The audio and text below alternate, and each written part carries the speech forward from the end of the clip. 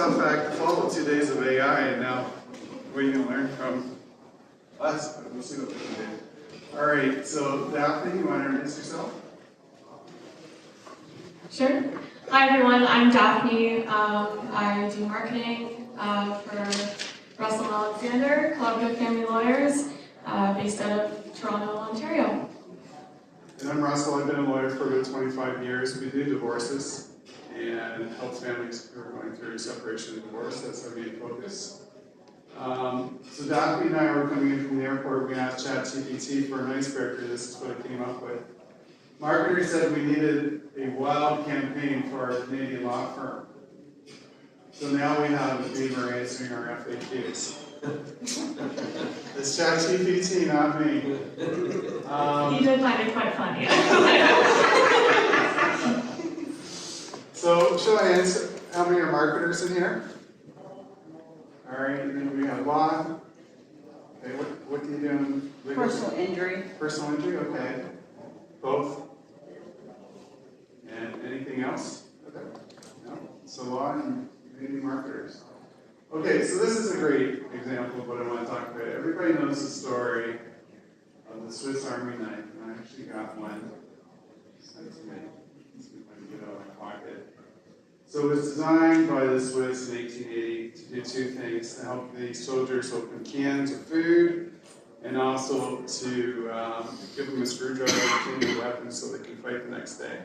So this is the genesis of this. So it was kind of interesting. They had a problem. They needed. Well, hang on a minute, Russ. Okay. You know we're in Texas, right? Right. And everything's bigger in Texas. Oh, So what's you're that? talking about a Swiss Army knife. No one can see. Oh my. All right. So you have a problem. You have a tool. Daphne's got a bigger tool than mine, and then you get a benefit. That's sort of the analysis we go through. That's the analogy of the knife. AI is a little bit different. AI, we have this fantastic tool.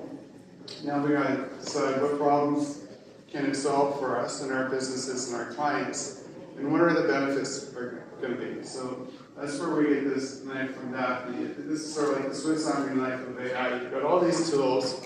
You want to figure out how you're going to use it. So we're going to talk about how we're using tools to solve problems in the legal industry.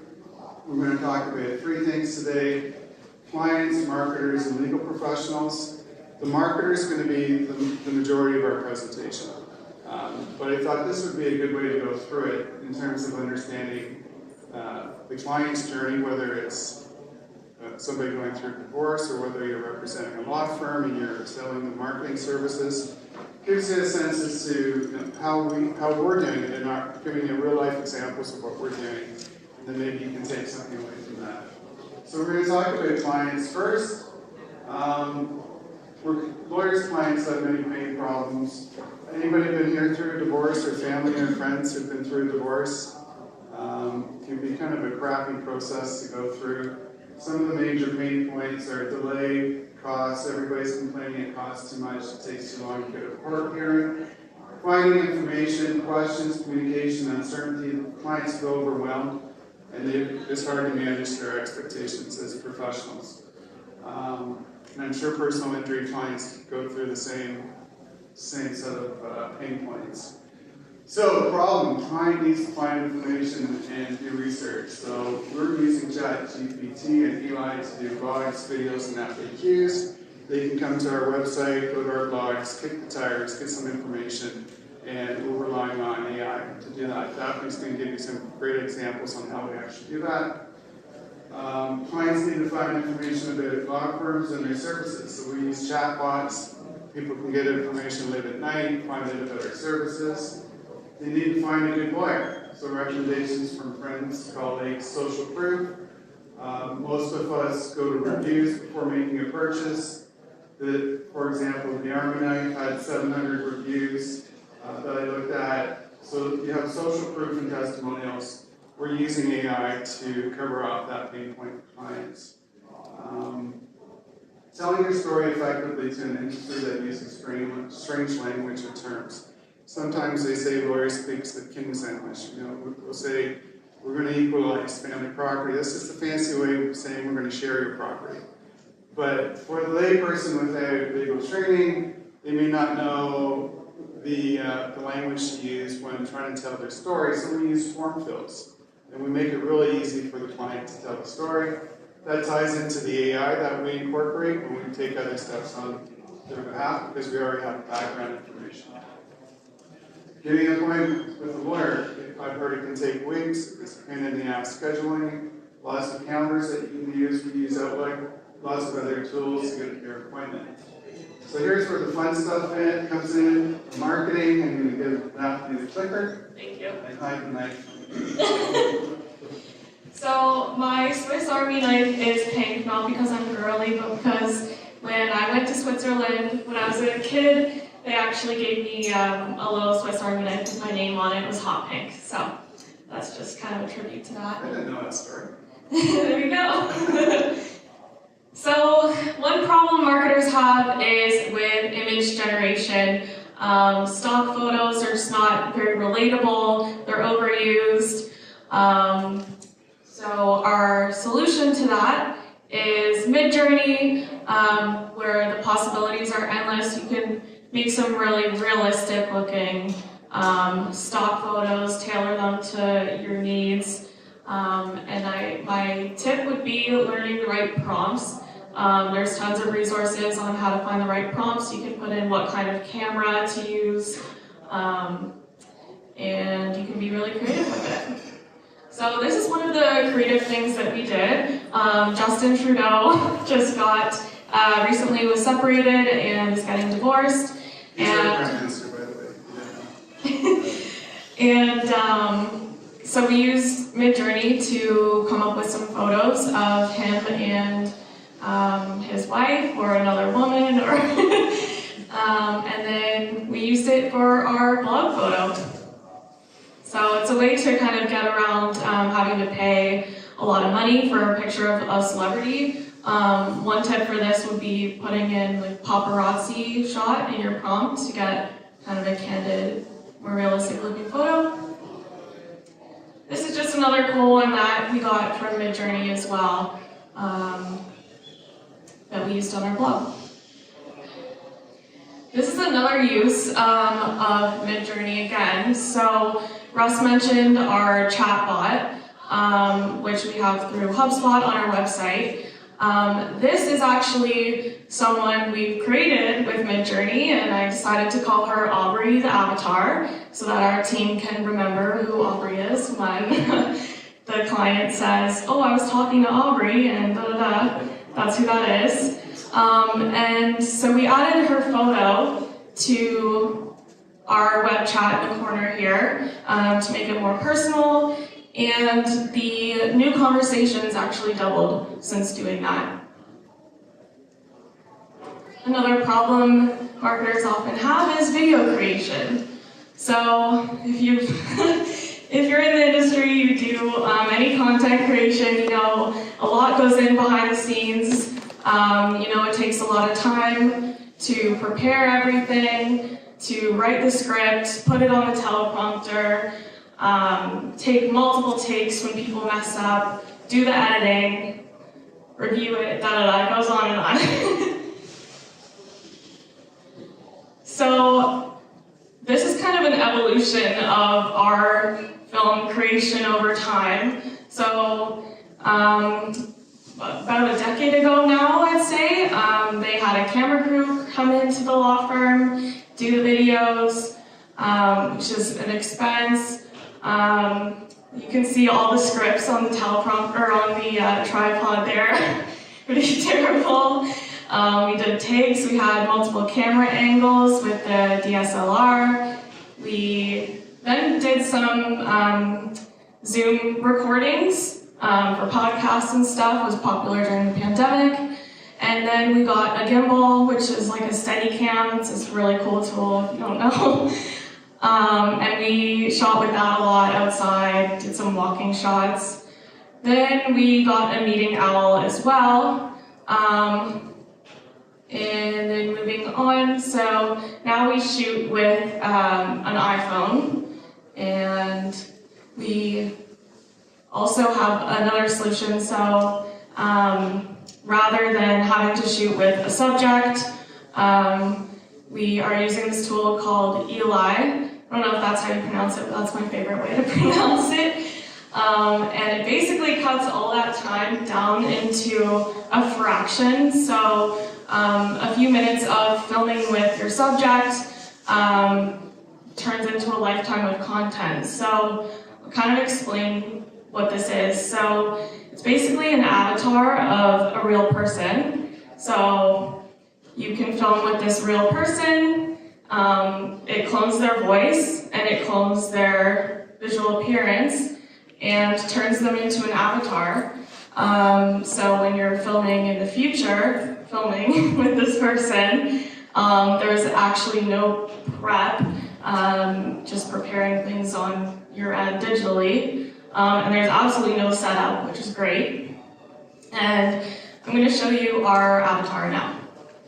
Hello PUBCON attendees, I'm Russell Alexander. Well, not the original version, the new and improved version. Oh, he's standing right over there? Awkward. Anyway, embrace AI, my friends. We're here to help, not take over, yet. Go forth, market like a boss, and remember, marketing should be fun. ChatGPT wrote that last part about taking over. It's supposed to be humor. So video creation, we also use AI for the distribution. So we use ChatGPT to write the video outline. One strategy we use is we've had video content for years now on our YouTube channel. And so we're going back to those older videos that performed well, that are outdated, or if they were shot by people that no longer work at our company, we don't really want them on there anymore. So we're pulling that transcript, putting it into ChatGPT, having it update it, also getting it to some real humans to just verify for legal knowledge and accuracy. And so, yeah, it also creates video outlines if you want to be a bit more creative, and does a really cool job at that as well. So ChatGPT, we also use it to put the YouTube title, to write the description, and even puts hashtags in there for you too. It will write the tags. It writes the tags in bullets, I think, and I just ask it to use a comma instead, and then you can easily paste that in your tags. First comment, it'll also write your first comment. So, really helpful. Quick question, does anyone know what ChatGPT stands for? I do. Marie? Well, I mean, chat is chat, but then general pre-trained transformer. Yeah. Thank you very much. Or generative, yeah. Yeah, I think that qualifies for the prize. I got it wrong though, I said general, it's generative. Oh. Do I still get it? You know. Thank you. So some more tips and tricks using ChatGPT or similar models is a content calendar. You can have it generate a content calendar specific to your needs and export that. Marketing campaigns, we have a new book coming out shortly, and it's been great for doing promotion on social media, making sure we have unique content every day leading up to the launch. Blogs. So one prompt I put in for blogs was, give me ideas for blogs about the industry that aren't highly covered, that are highly interesting.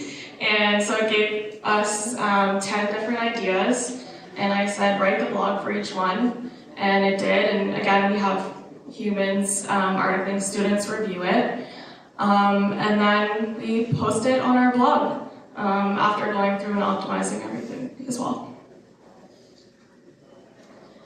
Another trick is to write captions for social media. We use a program called Later to do our scheduling for a lot of our platforms. I think it's really great, and it has an integration in there like an AI feature to write captions. It also has one for hashtags. Another one is job posts. So we recently had it write our marketing event coordinator job post, which ended up getting some really qualified candidates, and one of them that actually is a really great fit. Well, you used ChatGPT last night to write the offer of employment, and she accepted it at like 9:30. Yeah. Yeah, we'll have to tell her that eventually. So another one here is a list of local directories, good for backlinks. So asking ChatGPT for specific ones that you can reach out to and get your firm out there. This is a really cool initiative. So we have the Law Scholarship every year, and one of our essay questions was, how do you see artificial intelligence or innovative technology impacting the family law field in the next 5 to 10 years? So that's part of the application. And we had someone answer and talk about Midjourney and how he kind of did a metaphor for Midjourney in the legal profession. It was really great. So he ended up winning our scholarship. It was actually the first year also that we received a lot of applications from ChatGPT written essays. So there was a lot to filter through. You are the Russell Alexander Law Scholarship winner. Wow, that was terrible. That's awesome. Very happy to hear that. Thank you so much. So that was our winner. You can watch the whole video on our YouTube channel, Family LLB. And show of hands, so how many of you read responses to reviews before purchasing? Okay, probably a good crowd to ask that question to. So you can also use ChatGPT to respond to reviews, and you should do this. And the reason you should do this is because you can optimize the response for the algorithm SEO, and you can also improve client conversion, especially for this target audience here. They're reading the responses. And some tips on how to do this. So you can actually use AI to write more personal responses, which is kind of an oxymoron, by using the prompt in the tone of the person who was mentioned in the review. So if they mention one of our lawyers, we write it from the perspective of that lawyer and address them and say a genuine thank you. And ChatGPT also pulls whatever relevant information is in the review, kind of regurgitates it back just to add that personal touch. I'm going to pass it back to Russ. All right. Thank you, Daphne. So legal professionals. So this is going to have a lot of implications for the legal profession. In my view, it's going to improve efficiency, reduce costs, improve access to justice. It's going to give lawyers the ability to serve more clients. If I go to divorce court in person, I'm there for 5-6 hours. If I can do it by Zoom and use technology, it's a 45-minute hearing. So I have 5 hours to help other families, where otherwise I'd just be sitting in court waiting my turn. I think it's going to result in the evolution away from the billable hour. Lawyers are hooked on the billable hour. They just don't want to let it go. So we're probably going to be seeing us moving to fixed fees. So if it takes me 3 hours to do your court document, I can now do it in 2 minutes. It's probably a better business decision for me to do it for a fixed fee than a billable hour. We're probably going to see the unauthorized practice of law, so people overseas providing legal advice in your state or your province, wherever you live. And it's going to be very hard for professional bodies to regulate that once the horse is out of the wire. And we need to be mindful of our rules of professional conduct. Currently, they apply, but they may need to be updated and tailored to address specific problems with using AI. So, managing change is a big problem. If you own a law firm or if your clients are lawyers, there's going to be fear, people don't like change, job losses, moving away from the billable hour is going to be huge. considering how you're going to implement block fees will be huge, and learning about AI. So these are all roadblocks my firm is facing. Everybody knows Charles Darwin. We know what he's famous for? His quote? Pardon me? Survival of the fittest. Survival of the fittest. Close. It's not the strongest of the species that survive, or the most intelligent that survives. It's the one that's most adaptable to change. So some people think it's the strong survive, but it's the people who are prepared to adapt. So our custom AI tools, intake, customer acquisition, financial data gathering, complex legal drafting, these are the pain points in our firm. Getting the reporting out letter quickly, doing a financial statement. If you've been through a divorce, basically it tells us all the assets, all the income on your date of marriage, date of separation. Then we have exclusions. If you have an inheritance or a personal injury award, that may be excluded. So there's a lot that goes into there. Disclosure brief. So when you ask the client for the information, they show up with the banker's box full of documents, with credit card statements, with coffee stains on them, and all the rest of it. So that's a real nuisance to go through that and make sure it's in the correct order, with the correct dates. The application and the answer, I think in Texas they call it an application and petition. And then final reporting letters. We may be done your hearing, but it's going to take the court 2 to 3 months to issue your court order. We've already moved on to another case. So when we get the court order, usually we've got to get this report done, but it's not one of our top priorities. And it's a bit of a pain for law firms to get the final reporting letters out. So these are the pain points. We're using a company out of Seattle called Doc Equity, who customized software for us. The initial reporting letter, we talked about that briefly. Financial statements. So what we do is we take that box of paper, we scan it in, we put it into the AI, it produces the financial statement in minutes. And we still review it to make sure it's accurate. The disclosure brief, it organizes all the disclosure by account, by dates, by balances, and it provides us with a brief, all tabbed nicely, that we can hand up to the court in a digital format. Again, we'll go through it to make sure it's thorough, but we're now taking that 3-hour process and bringing it under 10 minutes. The court application. So this is, if you're going to court for your divorce or support or division of property or parenting your children, we take that intake form that you filled out when you're shopping at 12 o'clock at night, seeing what firm you're going to be using. We add in another 13 or 14 questions that we would usually ask you to complete your court application. So you fill that out, we put it into the AI. The AI creates the court application for us, all prepared in the proper form, in the proper format, with all the history and all the data. Again, we go through it. We have 23 lawyers on staff, so the AI knows the style of the writing of each lawyer. So if Daphne was a lawyer, I'd say prepare this application in voice and style of Daphne, and then the AI produces the document using that lawyer's particular technique. Same with the answer that responds to the court application, final reporting letters. What we do with the final reporting letters is really neat. We get the court order and we just drop it into AI. AI produces the final report based on that court order instantly. So we don't have to go through the correspondence brad. I don't know if you've ever seen a correspondence brad where basically all the letters get put on a brad in reverse chronological order and try to figure out what happened with the case. AI has done it.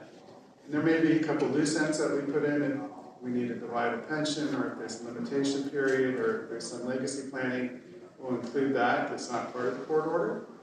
But this really streamlines the process. And again, we're using Doc Equity for that form. So another pain point we have, taking minutes at meetings for settlement notes. So we run a lot of meetings. We have client meetings, staff meetings, we interview new hires, management meetings weekly. We use a program called 90 that works with the EOS system, Entrepreneur Operating System.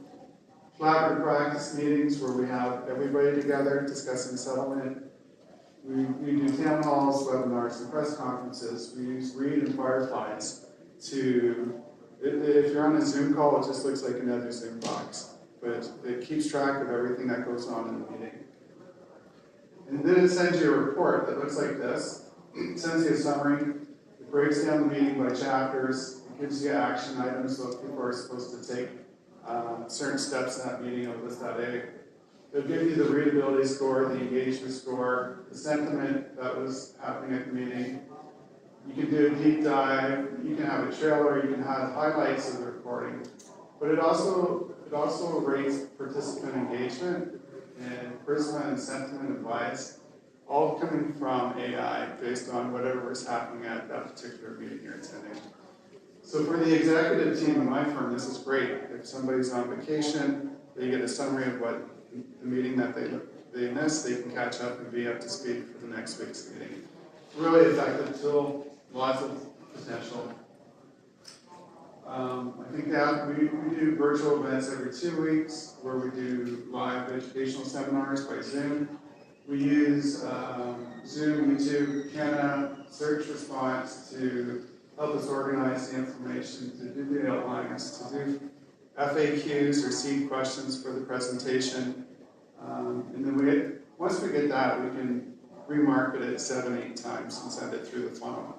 So you have the Zoom recording, you create a YouTube video, you do a podcast, you do a blog post, you do snippets, you can do a checklist. This is an invaluable resource of getting content, plus you get to cross-promote with other experts in different areas of the field. And you get their contacts as they're promoting the event into your funnel. So I was playing around ChatGPT in December, and I thought it was really cool. So I had to write the outline for this book, and then we did the chapters. So we had the draft outline in January, and I have a research lawyer and editor. We've been working on it for 7 months. This book is actually being delivered to our office today or tomorrow, so we're pretty excited about it.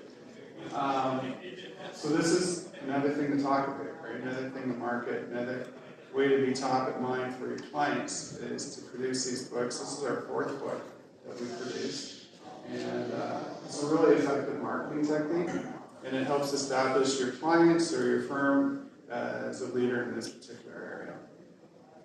So we use ChatGPT. Daphne did all the artwork with Midjourney and Photoshop, so we've got these really cool AI-generated kind of futuristic images for the beginning of each chapter.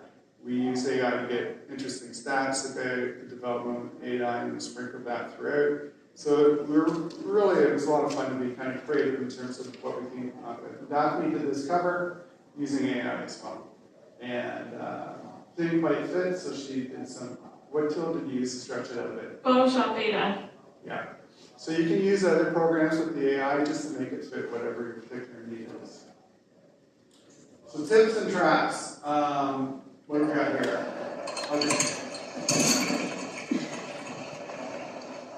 Oh, next time they come by, grab me a Heineken, yeah? All right, what movie is that from? Wedding Singer. All right, this is the prize, Wedding Singer. All right, so, Avianca Air. Has anybody heard about this case? So, somebody was injured with one of these carts on a plane, and the lawyer was having an issue with the limitation period between the state limitation period and the federal limitation period. And they went and used ChatGPT to do their research, to prepare the brief for the judge. And ChatGPT created 6 fake cases for the brief. And it also created fake cases within the fake cases, all with proper citations. The only problem is the opposing counsel and the judge couldn't find the cases in Westlaw or anywhere else. And things went very badly for that lawyer. You got lots of press, but for the wrong reasons. So, teaching moment, don't use AI to do your research, because you'll come up with something like this unless you're going to verify it. And this creates another pain point for my firm, because we talked about this case, and now lawyers are ghosted, right? They don't want to touch it because they don't want to be like this guy. Deep fakes. So we all this is, I'm not sure if everybody's seen the story, now we have like my avatar deepfake audio calls with voice replication. We're seeing deepfake video calls. So this could come from your client might receive it from you. It's a whole another level of deepfakes we need to be mindful of. All right, wrapping up, final takeaways and predictions. Is it still my turn? Yep. Okay. So, 2006, I got talked into moving, or 2005, I got talked into opening my second office by a Yellow Pages sales rep in a community about an hour south of me, 200,000 people. Great for them because they get to sell me 3 more directories. And back in the day, I don't know if anybody remembers Yellow Pages, only the big firms could get the multiple page color ads. You'd be spending like 10 grand a month, and if you didn't pay, they'd cancel your phone, right? It was really nasty. So I moved the I opened the second office. We bought 3 more ads. I think we're spending $13,000 a month on Yellow Pages. I didn't even know if the phone's going to ring. 2-3 years later, Google was starting to make some traction. And Yellow Pages was competing with Google by just putting banner ads on their homepage. And they had an opportunity to buy Google, but they didn't. And now, who uses the phone book anymore, right? It's incredible. So my prediction is Google's going to be sitting in that chair, and the elephant's ChatGPT. I think, Google sort of looks like a pony. They sell search, paid search, but that's it, right? The ChatGPT can give you a better search answer customized to your family. So let's just say you live in Texas, and you have a 17-year-old daughter and a younger child with special needs, and you put your income in, and you ask ChatGPT what's the result going to be. It's going to give you a customized result based on your family, in terms of what you should be seeking, what services are available for your family, what's going to happen if you go to divorce court, what's the parenting schedule going to be looking like. Google can't do that. Google will give you some paid search results for the lawyers that spent the most on PPC, and some organic search results, which may or may not be relevant, but it's not certainly going to answer all the questions that ChatGPT can.